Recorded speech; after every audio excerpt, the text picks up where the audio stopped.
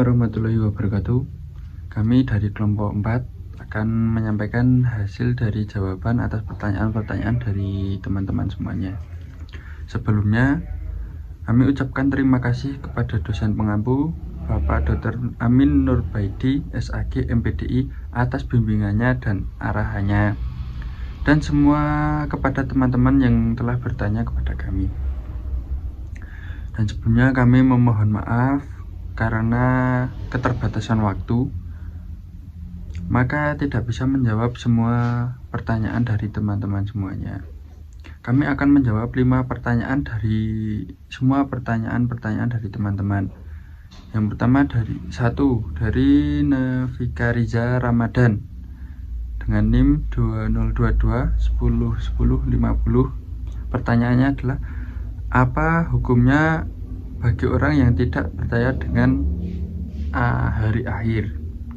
Pertanyaan yang kedua dari Dela Irawati dengan NIM 2022 10 10 23. Pertanyaannya, apa yang didapat oleh orang yang beriman kepada Allah Subhanahu wa taala ya jika ditinjau dari segi hukum beriman? Pertanyaan yang ketiga dari Rizky Raya dengan NIM 2022 10 10 10 61. Pertanyaannya, bagaimana cara kita menerapkan rukun iman dalam kehidupan sehari-hari? Yang keempat, pertanyaan dari Mas Fahtur Hindrawan dengan NIM 2022 1010 35. Pertanyaannya, rukun iman menurut kelompok 4. Pertanyaan yang kelima dari Ratih Chandra Dewi dengan NIM 2022 1010 59. Pertanyaannya, bagaimana cara kita agar tetap konsekuen dan tidak melalaikan perintah dan larangan Allah Subhanahu wa taala di zaman sekarang? Oke, kita akan langsung ke penyampaian jawabannya.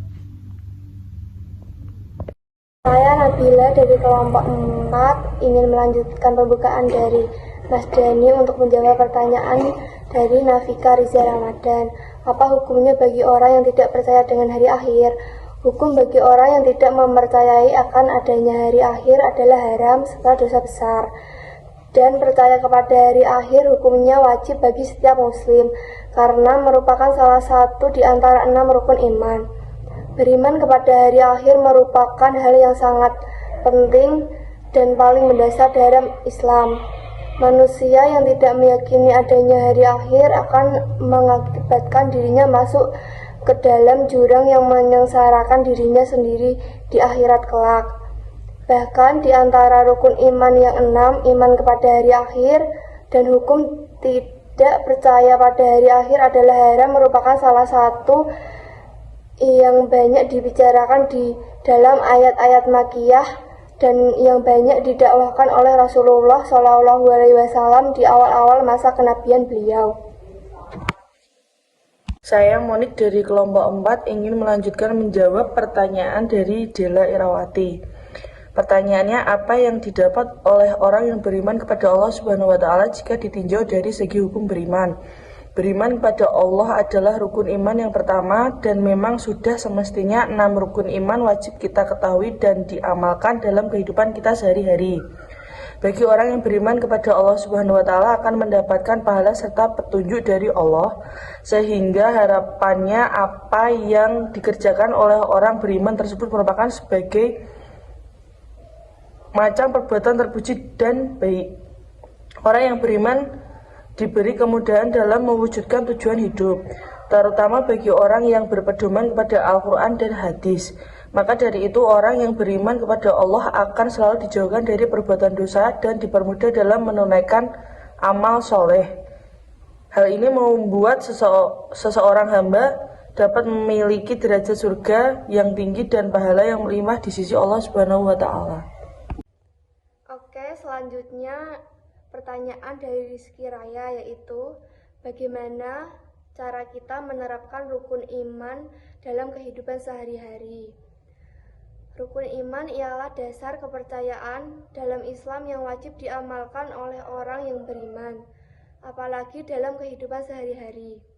Kita dapat menerapkan rukun iman dalam kehidupan sehari-hari kita dengan cara melakukan amar ma'ruf nahi mungkar, percaya bahwa Allah itu esa, hanya menyembah dan beribadah kepada Allah Subhanahu wa taala, tidak menyekutukan Allah Subhanahu wa taala, membaca dan mempelajari serta mengamalkan isi kandungan atau ajaran yang terdapat dalam Al-Qur'an, taat akan perintah Allah Subhanahu wa taala dan menjauhi segala larangannya.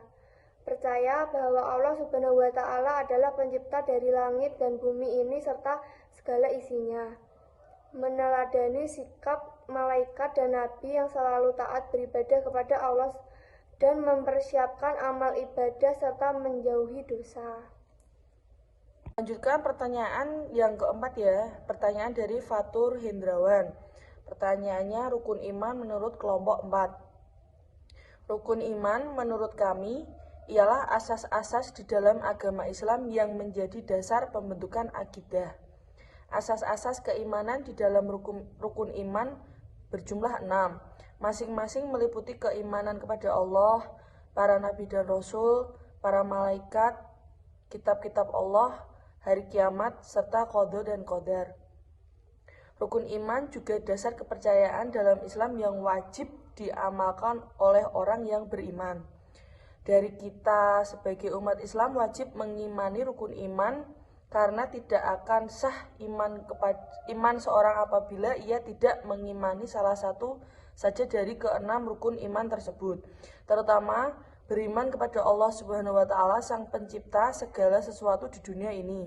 Karena iman merupakan perlindungan dan pertolongan Allah, maka tidak perlu cemas, takut, pesimis, dan stres kalau ada kejadian menimpa hidup orang beriman yang tidak sesuai dengan kehendak dan keinginannya. Itu dikembalikan kepada Allah, karenanya selalu memberikan jalan yang terbaik. Oke, selanjutnya ke pertanyaan yang terakhir, yaitu pertanyaan dari Ratih Chandra Dewi. Pertanyaannya adalah, bagaimana cara kita agar tetap konsekuen dan tidak melalaikan perintah dan larangannya di zaman sekarang? Allah Subhanahu wa taala menciptakan manusia dan seluruh makhluk hidup lainnya dengan maksud untuk senantiasa beribadah dan tunduk hanya padanya.